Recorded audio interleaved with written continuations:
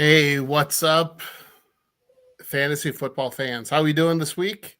Welcome to the End Zone Oracle here on IE Sports Radio, your direct feed for all that is sports. As always, I am joined by my brother from another mother, Josh Ritter. So great to see you, Josh.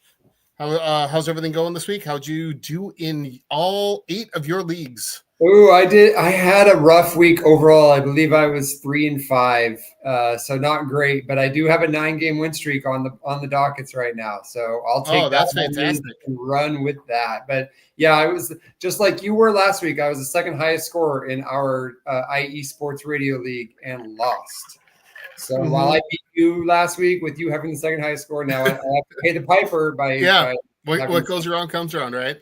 Yeah. So for me, it was great. I went 2-1 in my 3 leagues.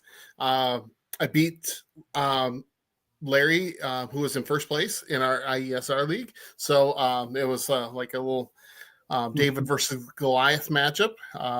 Was able to pull out the victory there. Had a huge victory in my family league. I think I beat my sister by almost 60 points. I had Josh Allen. I had Christian McCaffrey. I had Travion Henderson. It was great. Then in my 3rd league, I had too much faith in your Dolphins. I made the decision to pick up Tua, start him at quarterback over Baker Mayfield because I didn't necessarily like the matchup for Baker. And then I also made the poor decision to not start Teteroa McMillan against and went with Romo Dunze instead. And if I had started both of those guys, I would have ended up winning. But anyway, we'll talk about that in more detail. It's nice to get that off my chest, though. It feels like confession or something. I don't know. Just like, hey, we all make mistakes, even as experts. Yep. But anyway, so first, again, I'm Glen Ritter, Minnesota insider for IE Sports Radio. And the way you can find me, and outside of just this show, every Wednesday night, we're on at 7 p.m. Central Time, 5 p.m. Eastern, 5 p.m. Pacific, 8 Eastern. And you know your time zone for wherever you live. Okay. But otherwise, you can find me on X at Gritter13 or on TikTok, which is IESR Minnesota, posting videos about anything Minnesota related. And that's how you can find me. And hopefully all of you tuning in, throw some questions into the chat. I would love to hear from you. We'll answer those throughout the show. Josh, how can people find out about you? You can find me on X at JoshRitter13 or on TikTok at Josh.Ritter57. I do lives after most Dolphins games, so if you're interested in that, feel free to jump into those as well. But yeah, I'm the eclectic insider at IE Sports Radio. I don't follow a region. Dolphins, Florida Panthers, they're both in South Florida, but then it's Phoenix Suns, Toronto Blue Jays, North Carolina Tar Heels basketball, Oregon Ducks football. I'm all over the place, but you can find some sport that you care, some team that you care about. Probably I follow them. Awesome. Well, and we talked a little bit about this last week. Congrats on your Oregon Ducks. Well, they played after our show last time, but they smoked my Minnesota Gophers, and you guys have a legit team there, and the Gophers really can't play on the road. So that's right. All right. So let's get into some of the top performances of the last week. I think that everybody out there probably knows how many points Josh Allen put up at the quarterback position, 42.68 points. And when we talk about the number of points, again, during the show, we always talk based on a 1-point PPR league scoring, where there's deductions for fumbles and interceptions and things like that for offensive players. And anyway, so I think Josh Allen had a great week. Bryce Young, Jacoby Brissett, when it came to the quarterbacks, all did really well. I mean, for Jacoby Brissett, he went 47 of 57, 450 plus yards. He had 2 interceptions, so it brought his scoring total down a little bit. But boy, he was darn good, especially considering they were without Marvin Harrison Jr. I heard he set a record for most completions in a game or something like that. Yes, crazy. I believe so. Yeah. It just crazy that And it just goes to show how the Arizona Cardinals, and Alden probably can chime in and confirm this, but they do not have a run game. No. Didn't even try to run the ball. I mean, granted, they were playing the 49ers and were probably, I didn't see the whole game flow, but I'm guessing they were down early and asked to try and get back into the game. Exactly. Yep. So some people were beneficiaries of that, but any other quarterbacks that you saw on the list that jumped out at you that had way above projected scoring? No, those were the ones. Jacoby Brissett was the one that stuck out for me. It's interesting with Bryce Young. The Panthers are really hit and miss with their offense, but when they hit, they're pretty good. So it's hard to project with that team. But good on Bryce Young. He's starting to somewhat figure it out and have some good weeks, because his first start to his season was pretty rough. So I'm happy for him that he's starting to figure it out a little bit. Yeah. So real quick, we got a little comment in here. Stephanie asking, what game are we talking about? So we were just talking with Jacoby Brissett for the Arizona Cardinals facing the San Francisco 49ers this past weekend. But anyway, so some other top performers at other positions. As I mentioned earlier, Christian McCaffrey had a huge week for San Francisco. I think 2 rushing touchdowns plus a receiving touchdown, 35.1 points. Sean Tucker came out of nowhere for Tampa Bay to score 34 points, which I don't know if Rachaad White got injured or if it was just wasn't performing. Sean Tucker came in for Tampa Bay and just lit up the scoreboard, but he did really well. And then obviously the aforementioned Travion Henderson last Thursday night put up 32.3 points in our league. So, and then, like I said, in my family league, I had him going Thursday night. And so my sister texted me the next morning saying, what the hell? That Sean Tucker one, like there's a segment that they used to have, I don't know if they still do, on NFL Network, that they call That Helps Nobody, where a guy goes off and nobody owns him or has him in their starting lineup. And that was definitely out of nowhere for me. I didn't see him, didn't think about him in your starting lineup, and yet here he goes and goes off. And an honorable mention to Devon Achane, who is the Dolphins offense right now. I know he didn't get in the end zone, so he didn't have as huge of a game, but even not getting in the end zone, 165 all-purpose yards and a lot of catches. And that guy is a consistent performer, 390 yards in the last 2 weeks of offense. He is the Dolphins offense right now. Yeah, he is definitely putting up some major points there.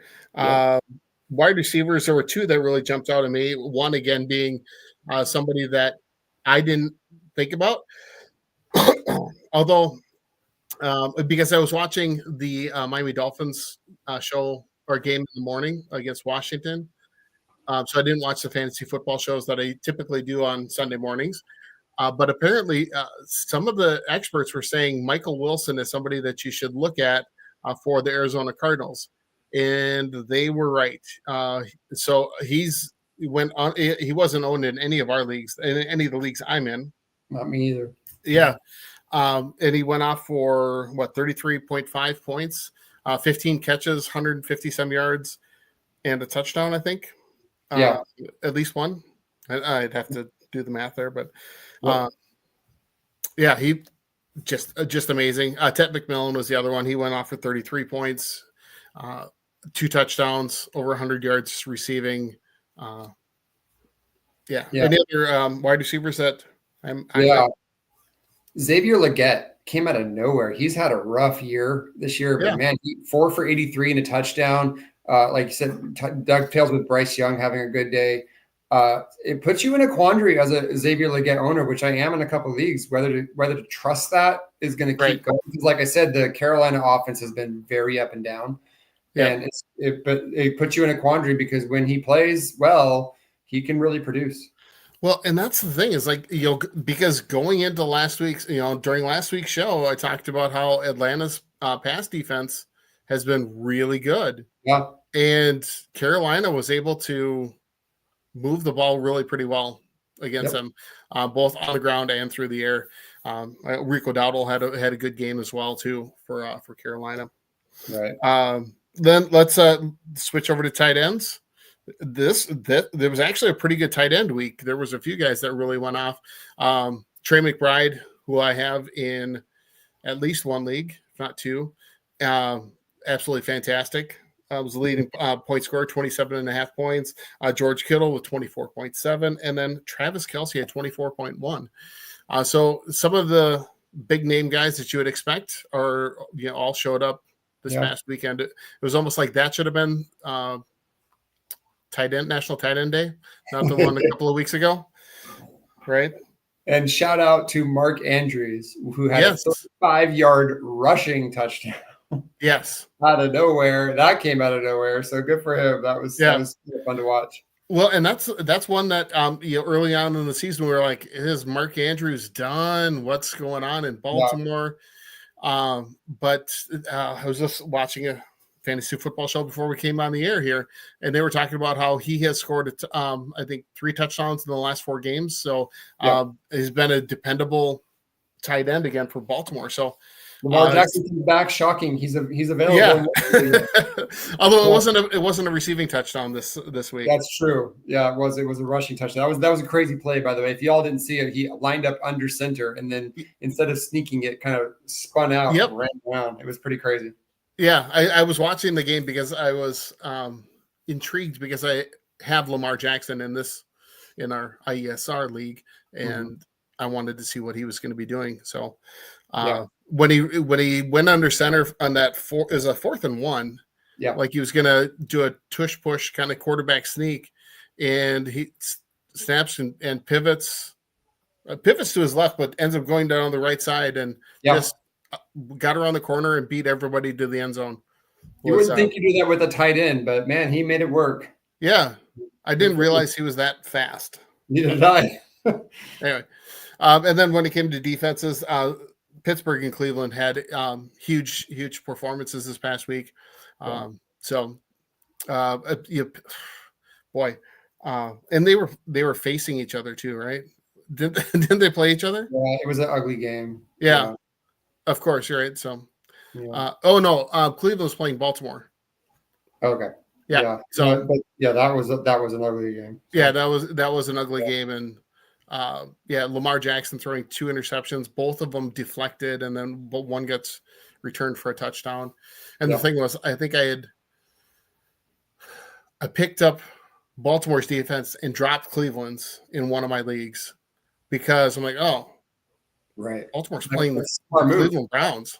Yeah, like that should be huge points. No, the other way around. Okay. Any other top performers of the week that you want to? No, we hit all my notes. So okay. All right. Then let's switch over to some of those worst performances of the week. Not necessarily because of injury, a la Josh Jacobs, but for players that just didn't perform. I think some of the big ones for me, Justin Herbert and Sam Darnold at quarterback. Herbert got 3.34 points before he was pulled for Trey Lance. And the Chargers got just absolutely destroyed by the Jacksonville Jaguars. Just crazy. So didn't see that coming. Jacksonville's defense hasn't been great this year, but they turned it up and they did something to the Chargers there. It's the Justin Herbert experience. And if you're a real Charger fan and not just a Justin Herbert fan, like he looks pretty, he throws a nice ball, but man, there's games where he's just not there. And it's just ugly for sure. Well, and I wonder how much the offensive line has to do with that though too, because I got a lot of tackles out for sure. So it's fair. Anyway, then let's see. Going on to running backs, we already talked a little bit about Rachaad White. Only 8.2 points when Sean Tucker put up 34. Breece Hall just really did next to nothing. 8.4 points. Again, but that's the Jets. I mean, what do you expect from the Jets? Sorry, Joey. You just don't know what's going to be going on with those guys. Oh, hey, Brian's checking in. Brian, thanks for joining. We will. You know what? You need to throw in some questions too, because we're good. You and I are facing off against each other. So if you want to have a little bit of a debate going back and forth, maybe we should get you in here in the studio. It is true though. You check that out. If you have a fantasy league, most of these fantasy leagues do have a trade deadline, and there a lot of them are this week. So if you have a last minute need, it's a good time to look at that. So if you have trade, oh, good point. Yeah. Yes. Yeah. I think in my family league, it's this week. Yeah. Before this week's games. So yeah. Mm-hmm. If you've got any trade ideas or trade offers that have been proposed to you, throw them in there. We can hash those out. Yep. Let's see. Some other. Were there any other running backs that you thought just really laid an egg? Yeah, this whole team is hard to figure out. Josh Jacobs and the Green Bay Packers. And again, another team kind of like Carolina that's just really up and down week to week from a fantasy perspective, and you just don't know. But Josh Jacobs only had 40 yards, didn't reach the end zone. Just kind of a rough day. And, you have to start him if you've got him because you probably drafted him pretty high, but it's tough. Well, he did get banged up, and so we'll talk about him in a little bit, actually. Yeah. So he did leave the game. Okay. And so Emmanuel Wilson came in and took over for him. So I think he had 40 yards and then left in the first half and didn't return. I didn't catch that, so that might be why. Okay. Yeah, that was anyway, receivers to me, Devontae Smith and Khalil Shakir. Devontae Smith had 1.8 points, which meant he had a reception for 8 yards, and that was it. Yeah. And Khalil Shakir ended with 0.7. So I don't know if he had a catch for 17 yards and lost the fumble or something. I don't know. Or if it was just a 7-yard carry. Yeah. Or no, actually, I remember what it was. He had one catch for a -3 yards. Oof, that's rough. And they didn't even activate Keon Coleman in that game. So you would have thought going in, they're really going to feed Shakir. And that wide receiving core is just useless at this point. Well, yeah. And I mean, it's not like Josh Allen didn't get the ball in the end zone. He threw 3 touchdown passes, ran 3 in as well. Yeah, it's more of the tight end thing or just spreading the ball around. But they seem to throw to just nobody's a lot. And because they don't really trust in anybody. It's weird. Yeah. Then moving on to tight ends, Kyle Pitts and Dallas Goedert. Pitts had 3.4 points and Goddard had 4.4. So kind of disappointing weeks for a couple of those big name tight ends. Any other players that I missed? Jamar Chase. I know he was involved in an incident, so that was probably a piece of that, but he didn't have a good game for 3 catches for 30 yards. And Amon-Ra St. Brown, another one that just didn't have a good day, 2 for 42 yards. And then at tight end, someone that I've been really high on and has been consistently performing, but just did not have it. It goes along with what Justin Herbert didn't do, is it was Rondé guys and just had 2 catches for 41 yards. So the guys that you just got to start just didn't have good weeks. Yeah, those are all unfortunate. And as we mentioned here, let's get into some injury updates. Yeah, and injury / suspensions, right? Because as you mentioned, Jamar Chase got into a little bit of an incident. Now, he didn't get tossed from the game like Minkah Fitzpatrick did, but the video review did detect that he spat on Minkah Fitzpatrick, even though he claimed he didn't. So he's suspended for this upcoming game. Wasn't Minkah? It was because Minka's on the Dolphins. It was the guy Jalen Ramsey. Jalen Ramsey. Sorry. Yeah. Jalen Ramsey. I don't know where I was thinking. They traded for each other, so that's that's right. And didn't they trade back for this game? No. Yes. Okay. They in my mind, they did. Sorry. Yes. So he spat on Jalen Ramsey. Jalen Ramsey punches him. Jalen Ramsey gets tossed, and claimed that that Jamar had spit on him. Yeah. To which he denied it, and then video review said, "Yeah, you did."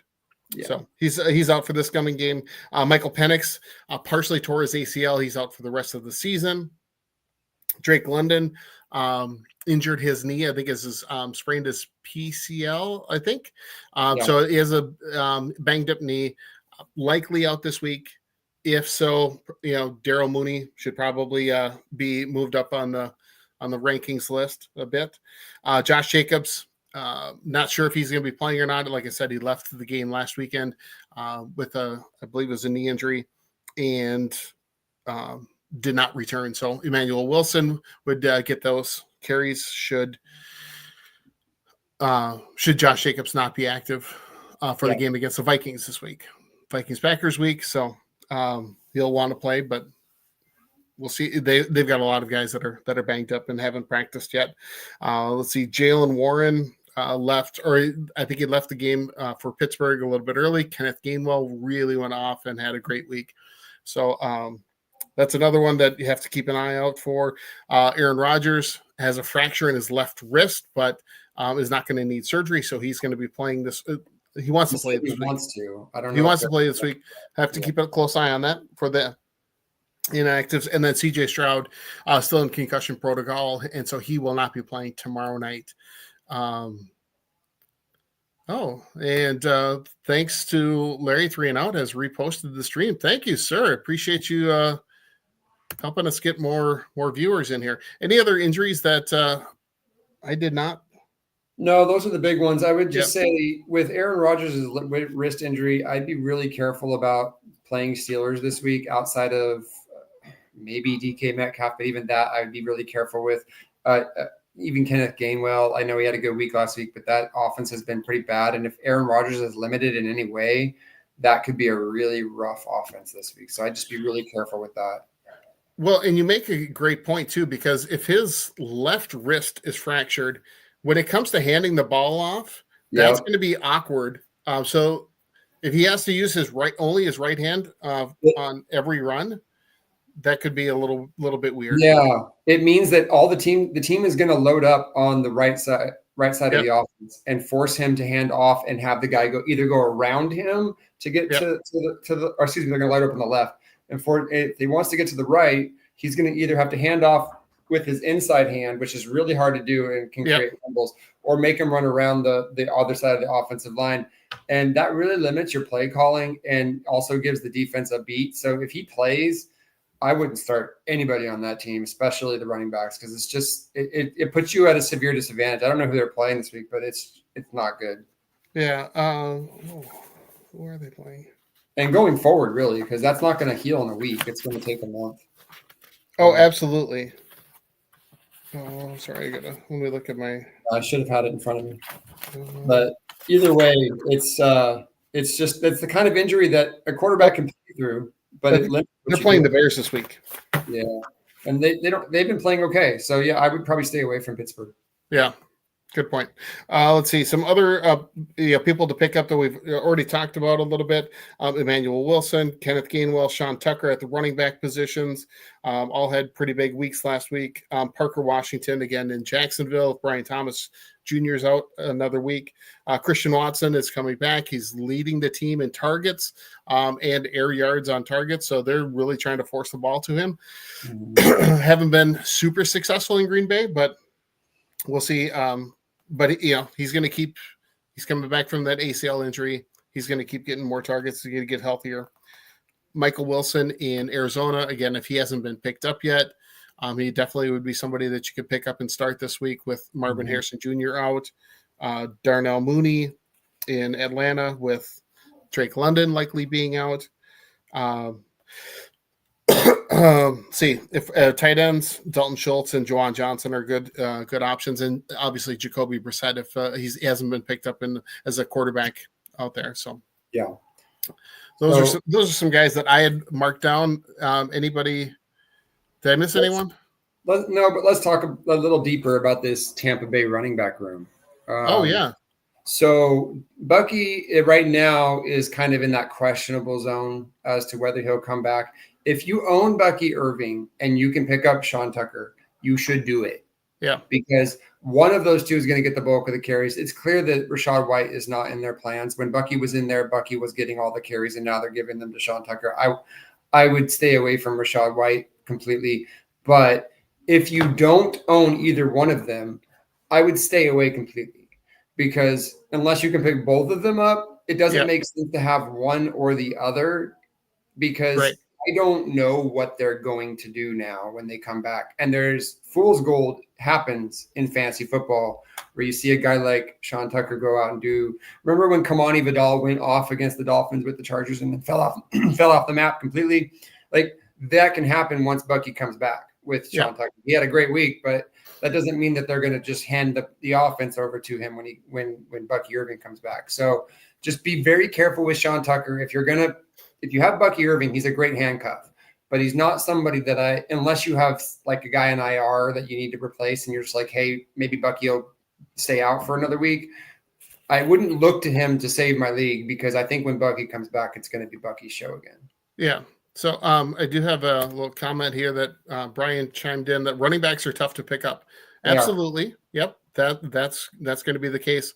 So you always kind of got to be a little bit ahead of the game with that, if at all possible. But it also depends on the size of the league too. Yes, Josh. That, and be careful. Some people aren't aware of this. I've had these conversations with folks. Let's say you got to pick up a defense and a wide receiver and a running back because you have a bunch of buys or guys on IR. Okay. Make sure that the guy that you think is going to be the hardest to pick up is the one that you do first, because when you pick them up, it goes waiver priority. And what it does is it takes your top priority versus everyone else's top priority, and you get those picks first. So make sure that you order the players in which you pick up in the right order. I wouldn't worry too much about like a defense or a kicker on a bye. Make sure those are your last pickups, but that hardest to pick up, the running backs, you absolutely should be looking for those first. Because if you pick that as your second waiver priority and somebody else has it as their first, they may have a better record than you, but they're going to get that because that's the first waiver priority. So waiver wire priority is a thing that not every fantasy owner is aware of, but and maybe Glenn, we should bookmark this to talk about before season next year. Yeah, absolutely. It really does make a difference whether you get to pick up those guys or not. Yep. Yeah, that's a great point. Also, yeah, we already talked a little bit about the handcuffs. We've already kind of looked at those. So, but for bye weeks, so this week we have Broncos, Washington Commanders, Miami Dolphins, and the Los Angeles Chargers. So if you have a Devon Achane or Jalen Waddle or Justin Herbert, Kamani Vidal, any of those guys, you're gonna have to look at some other options there. Yeah. 3 of those 4 teams have pretty dynamic offenses right now, so you're probably dealing with some bye weeks. Broncos, Bears, and Dolphins have a lot of playmakers that are starting if you have them. So this could be a situation where potentially picking up a Sean Tucker might pay off for you if you have Devon Achane. Correct. Right. Yeah. Yep. And you just keep your fingers crossed that Bucky needs one more week. Yeah. All right. Yeah. Well, and that's the thing. He's been back to practice. So I own Bucky in some leagues. So I'm same here. I'm hoping. I'm keeping my fingers crossed. So anyway, depends on what your situation is. So let's move on to the start, sit, quit segment of our show here before we take our first break. So for me, I used my quarterback room in the league where I lost this past week. Okay. So for this week, I'm going to start Jacoby Brissett. He's going to be my starter this week. I've got Baker Mayfield moving to the bench, and I completely quit Tua Tagovailoa. Fair point. The Dolphins are a running team now. You don't pass the ball except to Jalen Waddle. That's it. Yeah. So it's just it's so tough to watch that team play, and I can only imagine what it's like for you as a fan. So anyway, so those are my start, sit, quit guys. How about for you? Do you have you went quarterback, I went running back. So all right. I'm actually super proud of myself because I resisted the urge to drop or give up on Chase Brown. And Chase Brown the last few weeks has really reasserted himself into the Cincinnati Bengals offense, which is kind of surprising because they've been down a lot, but they're sticking with it with him. They're giving him a fair amount of catches out of the backfield, and he's getting his carries. I think he had 99 yards last week. He's starting to be more consistent, and they finally remembered that he's probably one of their better players, and we should probably feed him a little bit more and open up things for the receivers. So Chase Brown is my start. That offense is at least competent. Like, their defense is awful, but their offense is moving the ball, and Chase Brown's a big piece of that. My bench is Chuba Hubbard at this point. Like, he's losing all of his carries to Dowdle, and Dowdle's been a revelation. So at this point, Chuba Hubbard, I think I have him in 3 leagues because I was high on him at the beginning of the year, and it just hasn't worked out. So at this point, he's benched. And then I'm giving up on Ja'Cory Krosky-Merritt. I was really high on this kid in the draft process. I thought Washington's offense was going to be dynamic. Of course, Jaden Daniels' injury has really kind of stifled that offense, but he's just doing nothing. There's nothing there. And with Marcus Mariota at quarterback, teams are putting 8 in the box and forcing them to throw. And I just don't see him getting unhinged at this point. I think that offense is only going to get worse at this point because their record's really bad, and they just I think they've kind of checked out. So and I totally agree with you because Chris Rodriguez is the early down back. Jeremy McNichols has been the third down back. So where does that leave Ja'Cory Krosky-Merritt? Yeah. Maybe goal line carries, but he gets they don't even get down. He gets in once every 3 or 4 series. From what we saw during that game on Sunday in Spain. Exactly. They don't have the offense that can get down into the deep red zone very often. They may do it once a game right now. It's just it's not. I mean, they moved the ball in the Dolphins, but as soon as they got inside about the 30-yard line, it just stalled. So I don't think there's any value there. Right. And you and speaking of Cincinnati, who would have thought that Joe Flacco would have been the savior of the Bengals offense?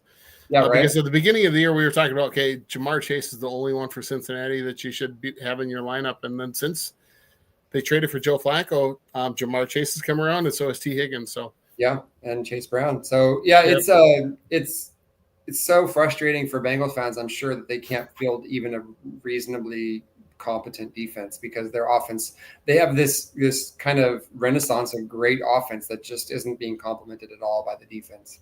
Yeah. Absolutely. So, all right, we're going to take a quick break. We'll be back in just a couple of minutes here. You're watching the End Zone Oracle here on IE Sports Radio, your direct feed for all that is sports. We'll be right back.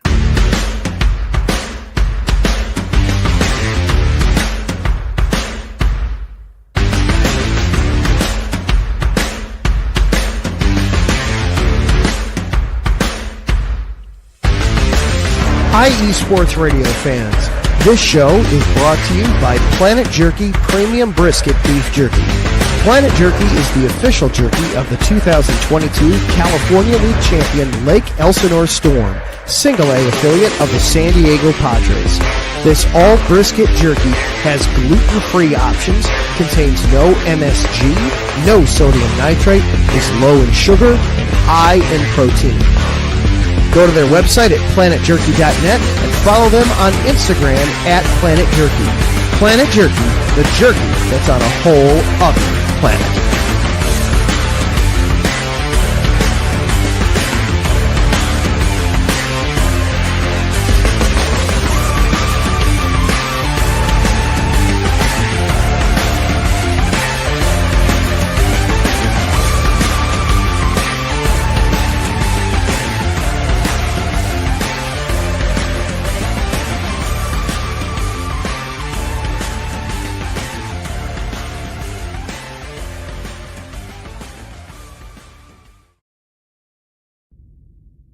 Rise and shine.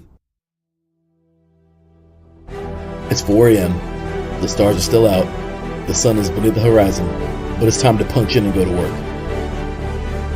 The comfort of your warm-ups turns into the grinding out of your reps as the clinking and the clanking of the plates create a symphony of euphoria. There's no other feeling like it. Earn it, burn it, and take what's yours.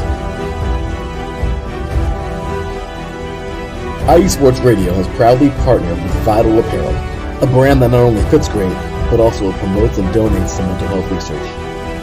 Use our code IESR to get 15% off their comfortable and inspiring gym wear and help them on their amazing journey to support mental health. Go hard, take part in your iron therapy, and be strong. Because when your mental health is as strong as you are, there's no telling how far you'll go.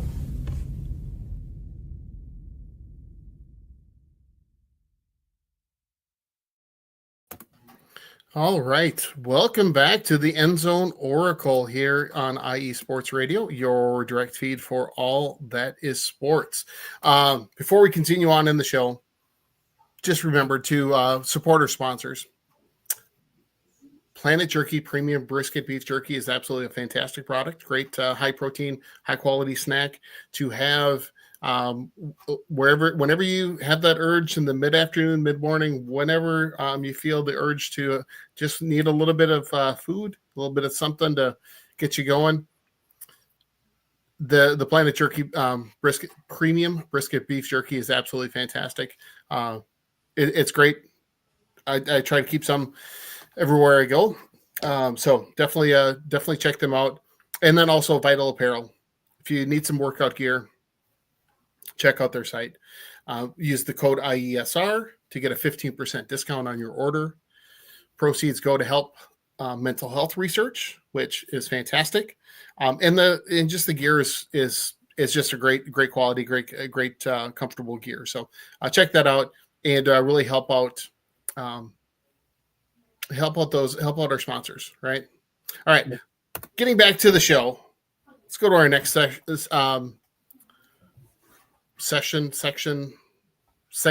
That's the word I was looking for. Segment of the show. Panic or patience. So we've got some stars that are struggling a bit. So a couple that I wrote down. I don't know if you've got some in mind to discuss as well, but one is Jalen Hurts. And we've kind of talked a little bit about the Eagles' offense, how it hasn't really clicked. Saquon Barkley hasn't really been able to get the running game going. A.J. Brown has been like, if you have me on your fantasy football team, drop me. Devontae Smith, we talked about him earlier with just not performing at all. Dallas Goedert. Now they are facing the ultimate slump buster for fantasy football. They're playing the Cowboys this weekend. So is this where they return back to the player that they were drafted to be, or will this be another stumble in their season and be just the beginning of the end for them offensively in fantasy football? So they're winning games, right? But Yep. They're winning the games on the strength of what is by far the best defense in football right now. They're just an amazing defense. And I'm somewhat in between panic and patience with Jalen Hurts because they're still going to have days where Jalen Hurts needs to throw the football and is productive. But I'm also not he's a mid-tier starter for me. So I'm really kind of agnostic about Jalen Hurts. But the tiebreaker for me that kind of leans me a little bit more in the panic category, and maybe you try to find somebody better, is and you'll see this as a common theme throughout this segment, is we're in the middle of November now. And we're getting towards the end of the season, and teams kind of have figured out their identity, and weather becomes a bigger factor for some of these teams. And Philly is one of those teams. And as we get deeper into the season, I think Philly's going to realize that our best way to win is with defense and running the football. And I know that Saquon Barkley hasn't had the year that we expect him to have, but I think as they get more towards the playoffs, they're going to be emphasizing trying to get him untracked a little bit before the playoffs. And I don't think they're going to be emphasizing the passing game all that much to do it. So I wouldn't trust Jalen Hurts from a fantasy perspective to put up big numbers for me. You can start him in a pinch if there's just nothing on the waiver wire. I wouldn't start a lot of these kind of low-end quarterbacks over him, but just know what you're getting if you take Jalen Hurts. You're counting on the tush-push to give a touchdown a game and hoping that he throws for a couple hundred yards and doesn't make mistakes, because it's not going to be the 350-yard performance. It's not going to be Jacoby Brissett throwing for 472 yards. That's not what the Eagles are going to be doing. So Right.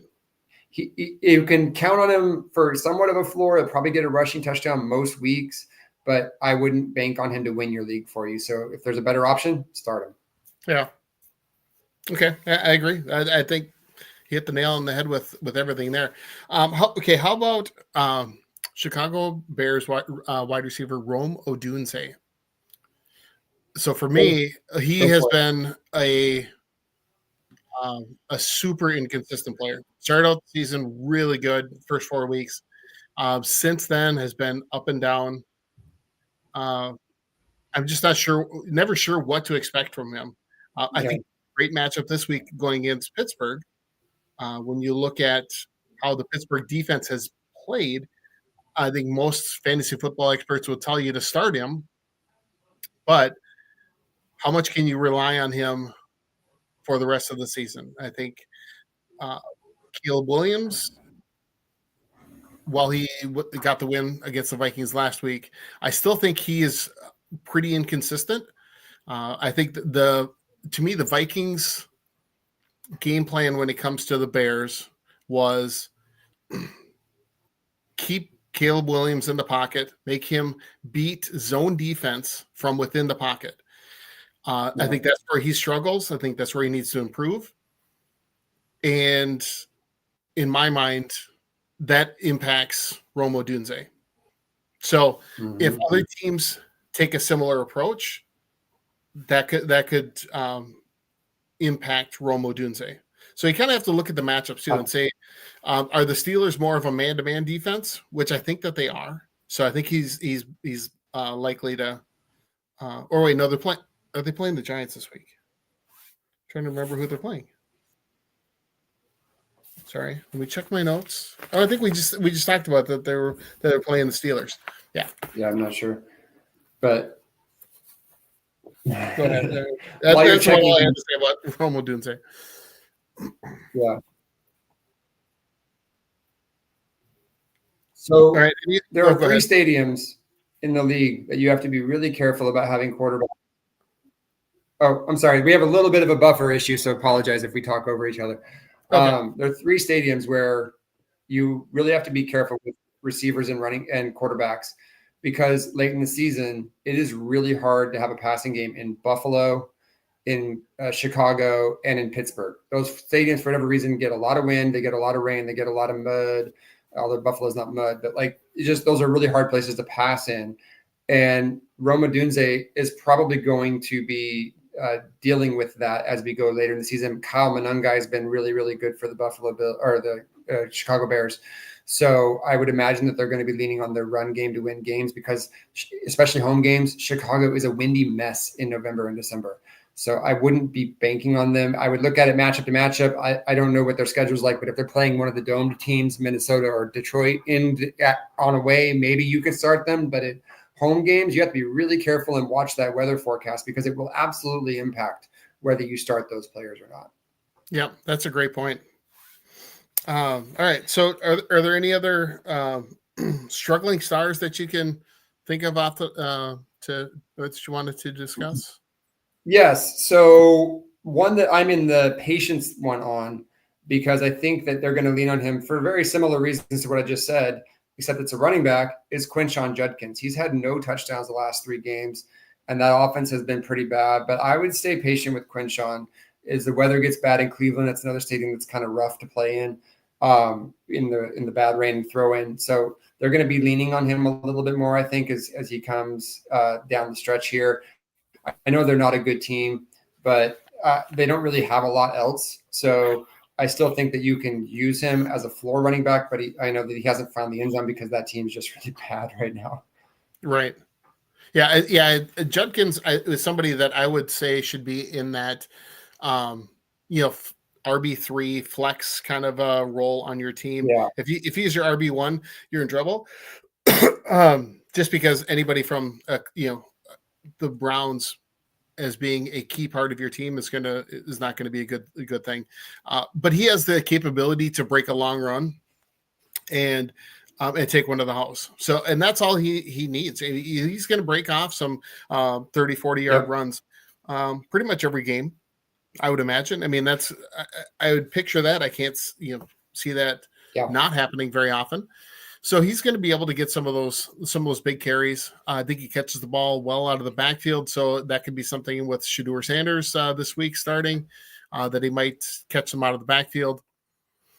But all in all, yeah, I agree. It's one of those where you have to really look at the matchup, and especially at this point in the season. You talked earlier about how you got to look at the teams are who they are at this point. They all have their own identities. So at this point in the season, I really spent a lot of time going on to the NFL.com website and looking at the team defenses as to which teams are really over the course of the season, over 10, 11 weeks now, 10 or 11 games now, who are the ones that are really doing well stopping the run? Which are the ones that are doing well stopping the pass? Who are those? Oh, and Josh must have lost his connection, so he'll be back with us here in just a minute. But to look at which of those defenses can you really attack with some of your key position players? So a guy like Quinshon Judkins, if he's got a good matchup against the team, let me see. I'm going to go to my rushing defense sheet here with on the NFL Network. And, some of those teams that give up a ton of rushing yards are teams like the Giants, Bengals, Dolphins, and the Bills. Those teams are all giving up over 5 yards per carry to running backs. Let's see. The Bills have given up 17 rushing touchdowns this season. Giants 15, Titans 15, Chargers 14. So there's some teams out there that you can really attack in that way, based on some of those defensive metrics that are going on. So, so hopefully Josh will be able to come back here to us here in just a second. But let's continue on. Oh, Josh has entered the studio, but is still having some issues. But let's. I'm going to get this started here. Maybe Josh is ready to come back on. Hey, Josh, welcome back. I don't know what's going on with my internet. Everything should be fine. Yeah, it was just weird. All of a sudden, I was talking, and all of a sudden, boom, Josh was gone. Yeah, I had to reset it because you were buffering like crazy. So hopefully it works better now. So good. All right, so I just finished up talking about Quinshon Judkins, and then I just touched on how at this point in the season, teams are who they are, and you can look at the actual team defensive statistics to look at, okay, which teams are good running the ball or are good to run against, which teams are good to pass against, which ones are really stifling the run. I was looking at I think there's 5 teams that are giving up 5 yards per carry to running backs. So, Dolphins, Bills are another team. Anyway, so I'm using some of those things to help make your decisions when it comes to starting lineups as you get into this part of the season, as you're trying to push for the playoffs is always good. So anyway, so some of the matchups for this week, obviously I've got, some that have favorable matchups that I think are great matchups really are Detroit against the Giants. The Giants defense has been pretty abysmal this year. I really expect both David Montgomery and Jahmyr Gibbs to go off. I expect Jared Goff to score. It wouldn't surprise me if 5 different players all scored a touchdown over there for Detroit. They just have a great matchup. Patriots are my other favorite one going against Cincinnati. Cincinnati's defense is abysmal. And again, if you've got your Drake May, Travion Henderson, pretty much any of the wide receivers could be a pinch starter. If you're in a bind, Hunter Henry is probably one of the more dependable tight ends that I think would give you a pretty solid floor when it comes to a tight end if you do have somebody that's on a bye this week. As far as those to avoid. I think any QBs going against the Chiefs and Eagles. So Dak Prescott is, I don't think that he's going to be able to do well. It kind of makes me question how productive George Pickens and CD Lamb are going to be because of how good the Eagles defense is playing. So that's one where I'm going to have to figure that out before Sunday because I have CD Lamb in one of my leagues, and I got to figure out, okay, can I keep him in my lineup, or do I try to go in a different direction there? Because Right. The floor with him, and that league is where it has the scoring is much lower. You need to get over 100 yards rushing or receiving, or score a touchdown. So, are the odds that he's going to score a touchdown that great? Probably not, because he's probably going to be one-on-one with Quinyon Mitchell most of the game, and boy, he is turning into a great corner for Philly. Yes, he is. So anyway, those are a couple of the defenses that I thought to avoid.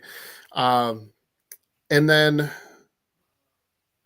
as far are there any other favorable matchups or teams that you think that you would want to attack? I would say I'm going to say unfavorable here. I'm going to go with unfavorable. I would not be starting any Buffalo wide receiver this week. It's a Thursday night game. Yep.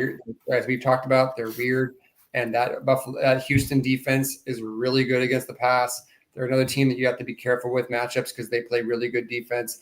And the Buffalo wide receivers, they're just not productive. You can't trust them. Josh Allen, you have to start him, but I don't even think he's going to have a great game tomorrow night. I just think that Buffalo against good teams this year has kind of struggled, and I don't think they're going to have a big week this week.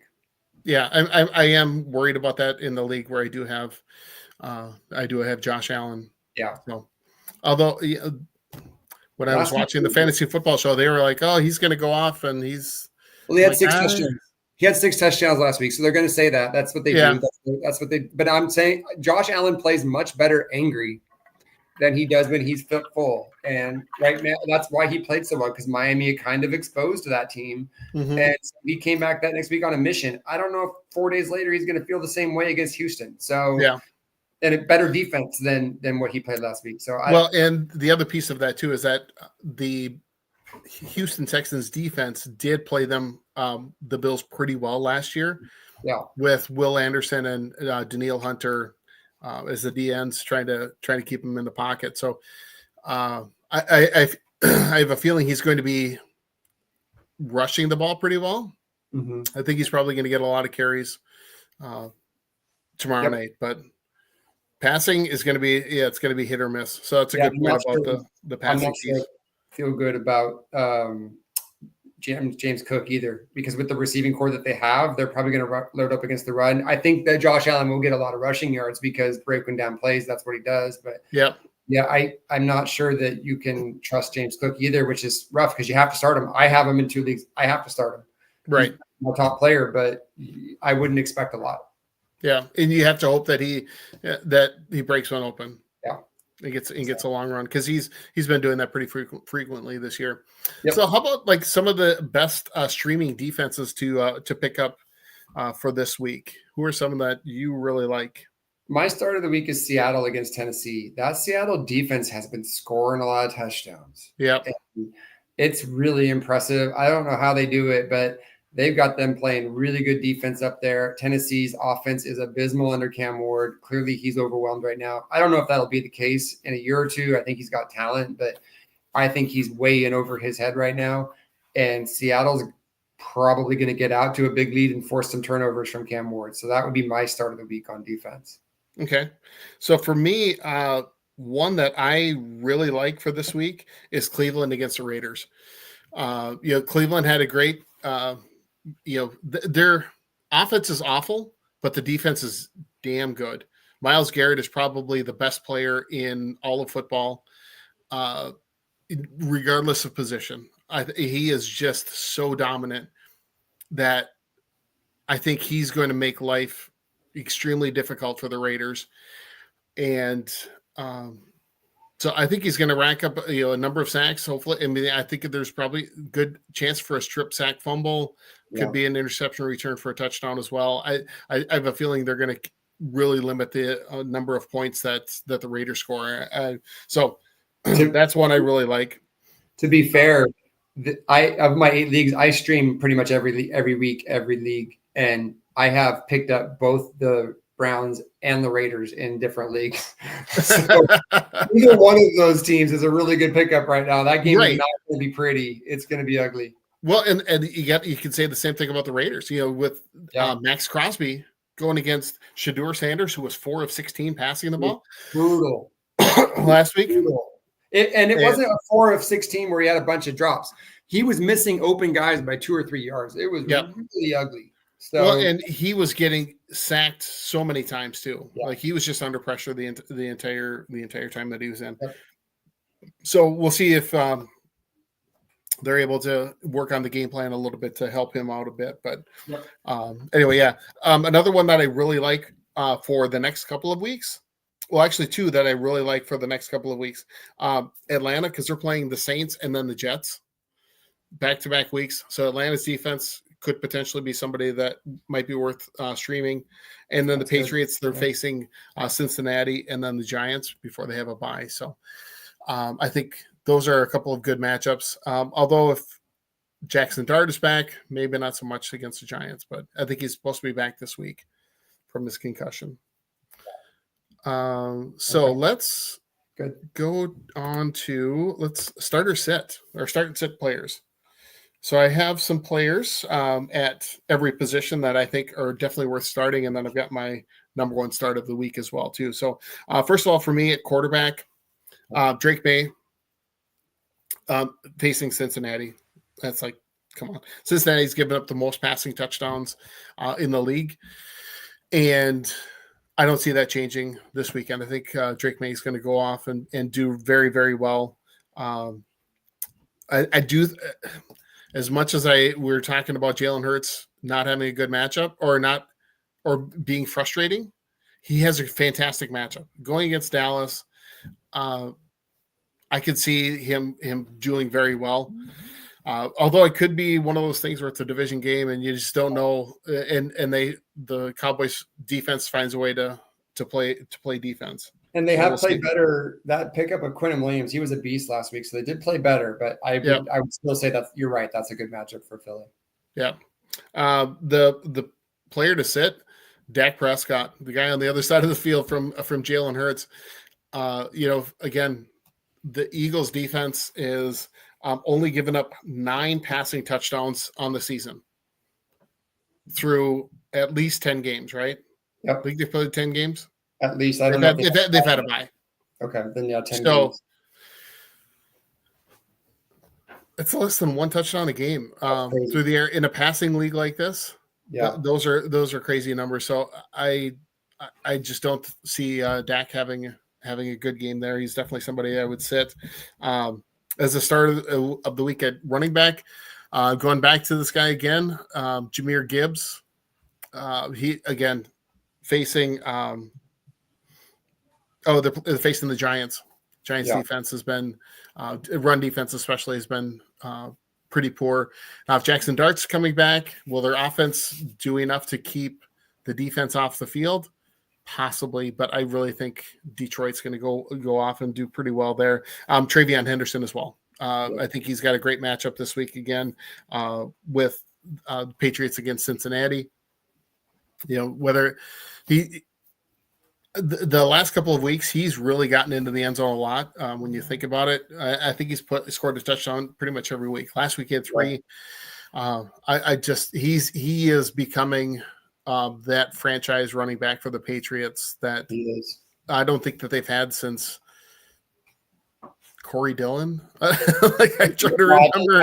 It's hard to go back and find a running back that's been really dominant for the Patriots. Right. I mean, and that's what it was for so many years with Brady. It was always like, there was Kevin Falk. There was that's probably it right there. Ben Jarvis, Green Ellis.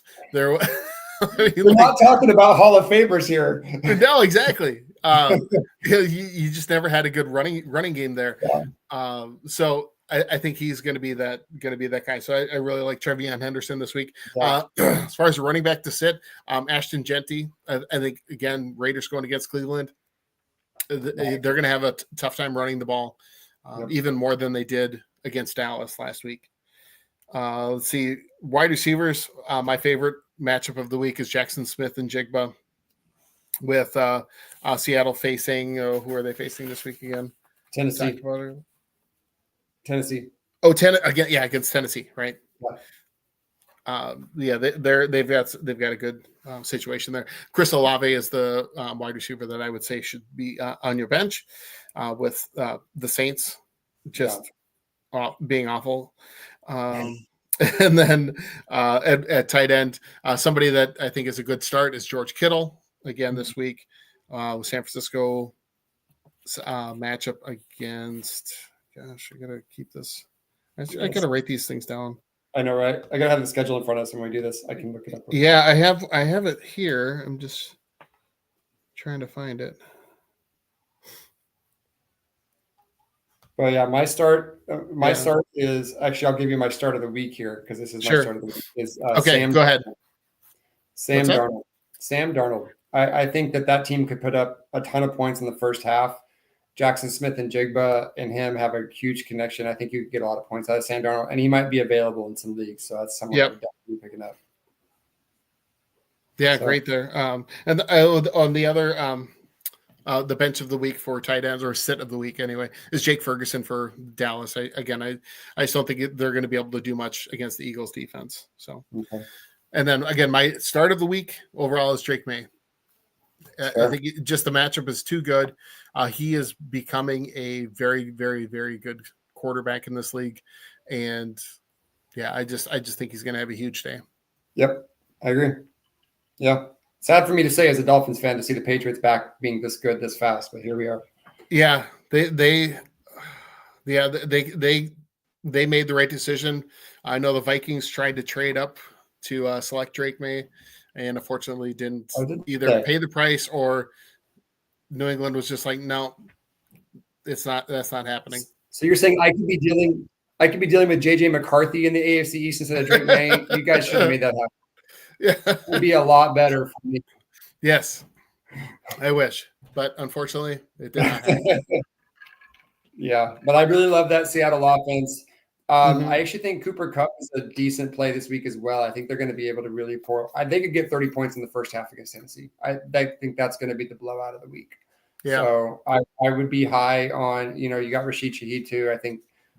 So, there's some players there that you can pick up that are probably on the waiver wire that you can plug in and feel confident they're going to get some points. Yeah. Awesome.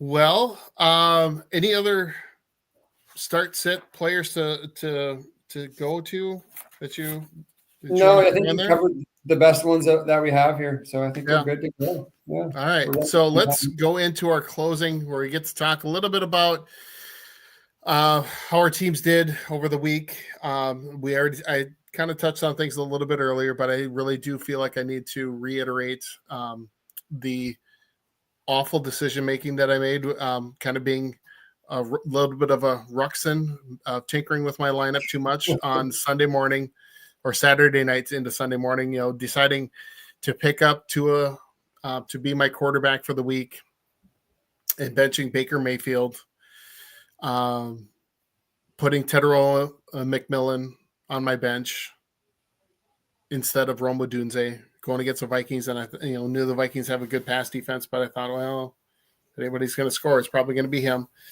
Didn't work out that way. But I did beat Larry, as I mentioned earlier, in our IESR league, and I put up the most points in my family league. So those are great. But one thing I do have to share with everybody before we go is there was a matchup in my family league last week or the week before, and a team lost by 0.04 points, which is just insane because that equates to one passing yard. There was one passing yard difference between the winner and loser, and that has got to be the bad beat of all bad beats out there in fantasy football land, because the reason why we have fractional points in so many leagues is because you don't want to have ties. And they were one passing yard away from it being a tie, which is absolutely insane. So that's crazy. Craziness. So for all of you that don't know, we have a group chat on for all of IE Sports Radio, and at 6:25 a.m. my time on Sunday morning, Glen put in there, "Hey Josh, I started Tua. I hope he gives me what I need." And I just sat there and I said, 50-50 shot, man, because I did on last week's podcast say that Tua had thrown for a bunch of touchdowns against the Bills and that he might be a sneaky starter because Washington's defense was bad. But then you saw the inconsistency of Tua Tagovailoa come out in full force, and it was a rough game for him. So felt kind of bad that my team kind of hurt you there. But well, I will defend my thought process though, because going into the game, and I threw this into that chat, I thought, well, Jalen Waddle, and Devon Achane are both going to score a receiving touchdown easily, right? They do it every week. Why would this week against Washington not be the same way? Unfortunately, they're playing in Spain, and international games are different, and so it was a mistake, in retrospect, obviously, but going into it, I thought I made a good decision, but it still did, bite me in the rear end. So and it shows the difficulty of fantasy football. You can be the most informed person in the world. I've read articles from guys that have done fantasy football as a job for years, talk about how they just have horrible leagues because at the end of the day, it's speculation. You don't know what's going to happen. All you can do is take in stuff like what Glenn and I are doing, to take more information than the next person and leverage it to hopefully hit 53% of the time instead of 47% of the time, because sometimes it just doesn't work out the way that it should. Yeah, exactly. That's pretty unfortunate. And how did you do in all 8 of your leagues? What was your record this week? I was 3-5, and I had one league kind of similar to what you were talking about earlier, where I lost by less than a point. That was rough. I also had our IE Sports Radio League where I was the second highest scorer and lost. So a couple bad beats there, but I got a 9-game win streak in another league. So I can't complain about that. Pretty much already can clinch the number 1 seed there. I've got another league where you get 2 wins or losses each week, one for winning your matchup and another for being in the top half or bottom half of scoring. I started out 6-2 after the first 4 games, 4 weeks. Yeah, I'm now 8-14, and that is a big pay in of a week or league for me. But it happens. So, that's rough. Yeah, in my family league, that's the one where I put up. I beat my sister by about 60 points, and I'm in second place now. Scored the most points in the league so far, and so there's a payout for most points scored in the regular season, which will finish up here in a couple of weeks. So we'll see how that all plays out. But thanks for being here again, Josh. Really appreciate it. Thanks to all of you that tuned in, even though nobody threw in any questions for us to answer. If you do want to ask some questions later on, if you're watching this later, come follow us on. I go to IESR, follow us on YouTube.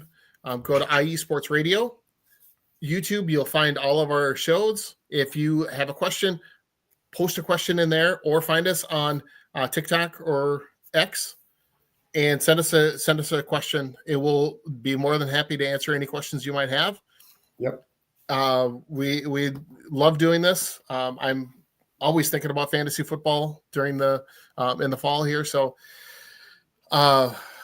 we'll always be here for you. We'll answer questions, whatever you might have. Again, but to do follow IE Sports Radio on X, Instagram, Twitter, Facebook. Sorry, not Twitter. It's not Twitter anymore. TikTok, YouTube. Really make sure that you're like and subscribe to our episodes. You'll see clips of these on our TikTok feeds.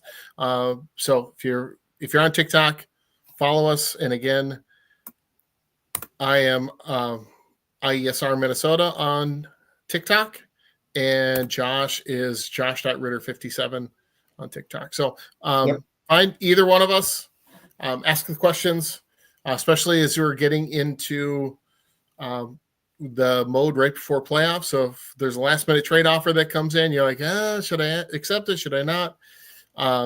Let us know. We'll we can answer questions for you. And you all know how it is, that last 90 minutes before that 10 a.m. my time, your noon, your time window, where all the actives come out, and oh no, so-and-so is inactive, and that was a surprise. Like if you have 3 guys you might put in that slot and you're not sure which one, my chats are always open. I can at least give you a suggestion. So same here. So awesome. Well, thanks for tuning in, everyone. Josh, great to have you again. We will see you all next week here on the End Zone Oracle on IE Sports Radio, your direct feed for all that is sports. Bye, everyone. Everyone.